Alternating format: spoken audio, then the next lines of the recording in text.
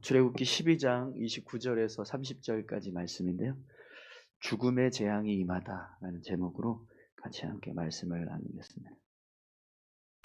오늘부터 저희가 이제 금식을 하고 3일 동안 금식하게 되는데요. 교회에서 어떤 특별한 이제 행사를 앞두고 있으면 여러 가지 영적으로 눌리거나 또 이렇게 시험당하는 일들이 일어나게 됩니다. 그래서 정말 잘 하려고 하는데 순간순간 이렇게 뭔가 이렇게 타이밍이 맞춰지지 않을 때가 있어요. 오늘도 제가 새벽 예배를 계속 3시 59분에 제가 눈이 떴었거든요. 근데 잠깐 눈을 감았는데 45분이 된 거예요. 근데 알람 소리도 전혀 안 들리고, 밤새 악몽을 계속 꿨거든요. 이렇게 막 폭풍에 시달리는 그런 꿈을 계속 꾸면서 눈이 떠졌었는데, 그때 딱 일어났어야 되나 본데 제가 일어나지 못하고 다시 눈을 딱 감는 순간 그게 45분이 지나서 막 부랴부랴 준비하고 내려왔는데요. 이런 금식을 해야지, 무슨 앞에 이제 어떤 특별한 행사를 해야지, 이런 일이 있으면 이렇게 밤에 막 꿈을 잘 못 꾼다든지 아니면은 밤새 잠이 안 온다든지 이런 일들이 있습니다. 그래서 사단이 우리가 하나님 앞에 더 겸비하려고 하면 여러 가지 이렇게 또 시험하기도 하고 또 공격을 하는 것 같은데요. 그럼에도 불구하고 그 속에 그만큼 반대로 생각하면 하나님이 은혜 주시려고, 은혜가 하나님의 은혜가 임하기 때문에 이걸 못하게 하려고 하나보다, 이런 생각을 갖기도 합니다. 여러분, 우리가 오늘부터 시작해서 3일 동안 금식하는데 혹시 금식을 결단하신 분들이 계시다면 잘 끝까지, 여러 가지 시험들이 있겠지만 잘 이겨나가시기를 축원합니다. 오늘 본문 말씀은요, 마지막 재앙이 임하는 모습을 기록하고 있습니다. 그런데 오늘 말씀을 보면 재앙이 임하는 모습을 설명하고 있는데, 오늘 말씀에서 누구로부터 누구까지 재앙이 임하고 있다, 이렇게 말씀하고 있죠. 29절을 다시 한번 보겠습니다. 밤중에 여호와께서 애굽 땅에서 모든 처음 난 것 곧 왕위에 앉은 바로의 장자로부터 옥에 갇힌 사람의 장자까지와 가축의 처음 난 것을 다 치시매. 아멘. 왕위에 앉은 바로 왕의 장자로부터 시작을 해서 옥에 갇힌 죄수의 장자까지, 그리고 애굽 사람들이 기르던 가축의 처음 난 것들을 다 치셨다, 이렇게 말씀하고 있습니다. 애굽 땅에 재앙이 임했습니다. 그런데 그 재앙이 임하는 모습을 보면 빈부격차가 없어요. 지위 고하를 막론하고 어떤 자리에 있든지 애굽 백성이라면 왕이든 감옥에 있는 죄수든 상관이 없이 모든 사람들이 다 하나님의 심판을 받게 됩니다. 그래서 그들의 장자들이 다 죽어나가는 거예요. 심지어 애굽 땅에서 애굽 사람들이 기르던 가축들의 처음 난 것, 그런 처음 난 것들이 다 죽임을 당합니다. 이 애굽 땅에 내려진 이 마지막 재앙은요, 정말 실로 강력했습니다. 어느 누구도 피할 수 없는 두려움과 공포의 그 재앙이었던 거죠.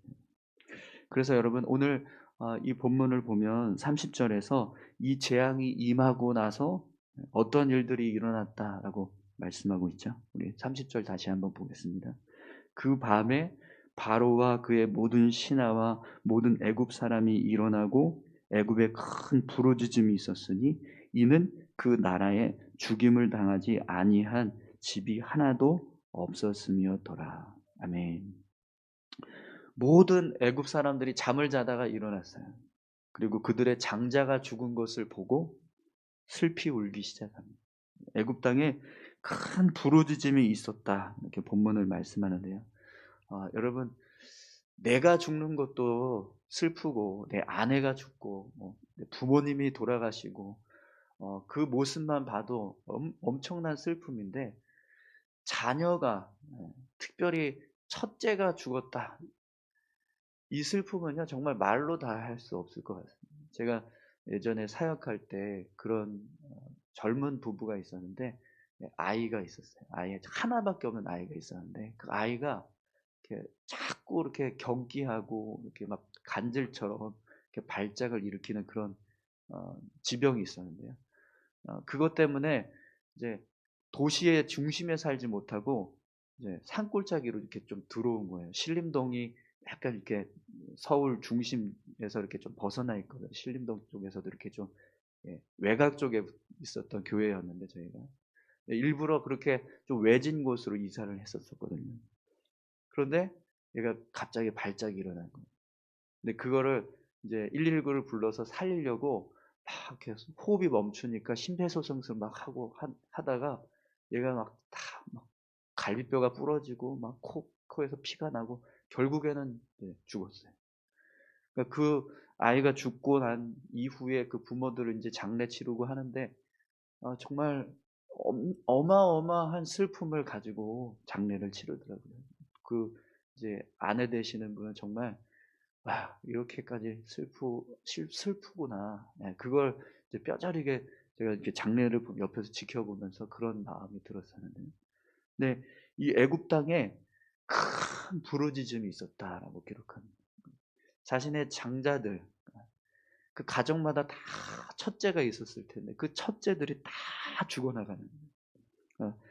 애굽 땅에 있는 모든 애굽 사람들의 집에 있는 한 집도 빠짐없이 죽음의 재앙이 그들의 장자들을 다 데리고 가는 거예요. 거두어 가는 거예요. 여러분, 결국 이렇게 마지막 재앙이 애굽 땅을 강타했습니다. 그토록 완고하게 마음을 돌이키지 않고 하나님을 거부하던 바로 왕으로부터 시작을 해서 하나님의 말씀을 듣지 않고 어린 양의 피를 바르지 않은 모든 애굽 사람들은요 결국 이 무서운 재앙을 맞이하게 되던 거죠. 여러분, 오늘 우리가 이 짧은 두 구절의 말씀이지만 이 말씀을 통해서 하나님 앞에서 우리가 어떻게 살아가야 하는가를 다시 한번 생각하게 합니다. 여러분, 우리는요 하나님 앞에 늘 겸손해야 합니다. 어떠한 이유에서라도 그분 앞에서 교만히 행하려고 하는 것은요 어리석은, 하나님 앞에 교만히 행하려고 하는 그런 모습이 있다면 우리는요 결코 온전하게 설 수 없습니다. 사랑하는 성도 여러분, 오늘 저와 여러분들이 하나님 앞에 늘 겸손한 자 되시기를 축원합니다. 또 오늘 말씀을 통해서 보면 하나님의 말씀을 불순종하는 자에게 임하는 하나님의 진노하심. 근데 그 진노하심을 피할 수 있는 사람이 없다. 아무리 능력 있고 권세가 있고 또 높은 세상의 왕의 자리에 앉아 있다 할지라도 하나님의 심판을 막을 수 있는 사람이 없다라는 거예요. 그러나 여러분, 하나님의 심판을 막을 수 있는 방법이 있습니다. 그게 뭐죠? 하나님의 말씀에 순종하는 것. 하나님께서 말씀하신 대로 살아가는 거예요. 바로 왕은 그걸 못했기 때문에 결국에는 이렇게 하나님의 재앙을 맞이할 수밖에 없었던 건데요. 오늘 저와 여러분들이 하나님의 말씀에 순종하면서 살아갈 수 있기를 축원합니다. 우리에게 주신 말씀들이 있습니다. 그 말씀 앞에 겸손히 서고 또 그 말씀을 따라서 순종하며 살아가는 그런 귀한 믿음의 모습들이 있을 때 결국 우리 영혼을 구원하시는 하나님의 은혜를 우리가 얻게 될 줄 믿습니다. 또 마지막으로요, 이건 우리의 입장에서 이 마지막 모습을 보면 하나님께서 하나님의 백성들을 구원하시는 일, 이 구원하시는 일을 끝까지 이루신다라는 거예요. 마지막 재앙까지 내리시면서 하나님이요 이스라엘 백성들을 구원하시기 위한 일을 이루셨다라는 거예요. 이 마지막 재앙이 내려지기 전까지 얼마나 바로 왕이 완고하게 거부하고 또 거세게 이스라엘 백성들을 몰아치고 또 구원하지 못하도록, 하나님으로부터 구원받지 못하도록 그렇게 막았습니까? 그런데도 불구하고 하나님은요 결코 멈추지 않으셨어요. 이스라엘 백성들을 구원하시기 위해서 하나님이 끝까지 모든 일을 다 이루셨다는, 애굽 백성들에게는 하나님이 행하신 일들이 정말 그냥 고통스럽고 괴로운 일이었을 겁니다. 하지만 이스라엘 백성들의 입장에서는요, 이 모든 것들이 우리를 구원하시기 위한 하나님의 놀라운 섭리, 하나님의 능력이 담겨져 있는 그런 능하신 손길인 거예요.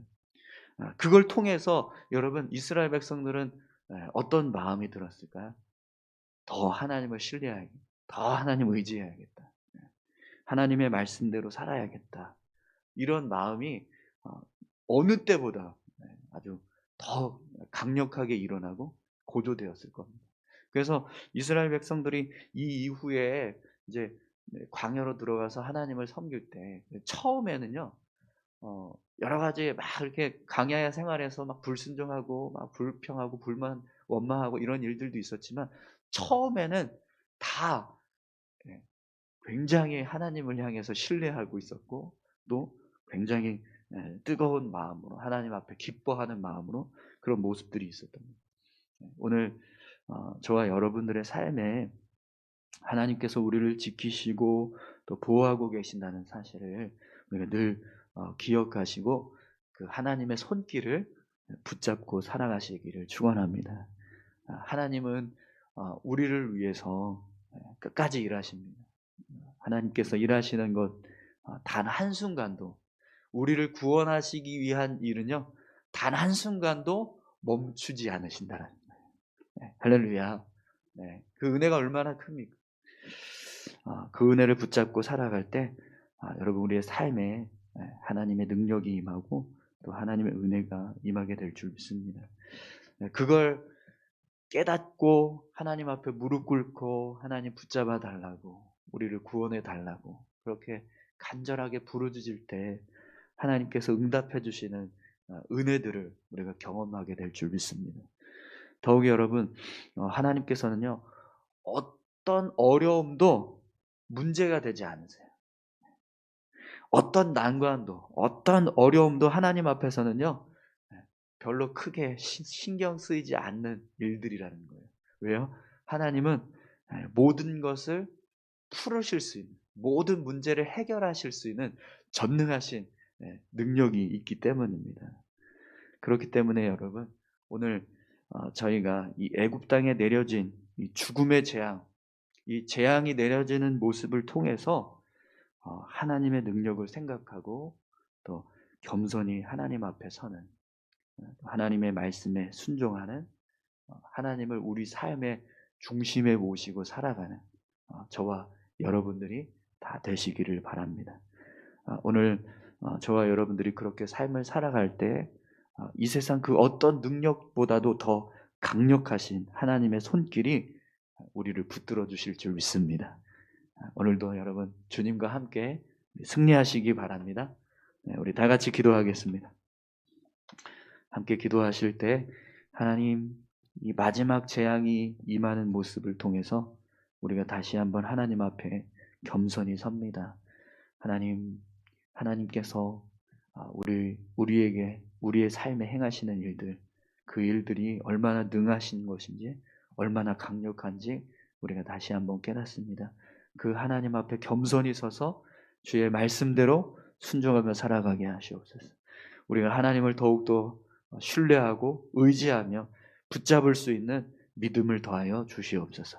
우리 이렇게 다 같이 기도하겠습니다. 하나님 아버지, 감사합니다. 애굽 땅에 마지막 죽음의 재앙이 임합니다. 애굽의 사람들 가운데 장자들을 치십니다. 수많은 장자들, 하나님, 애굽 땅에 살아가는 애굽 백성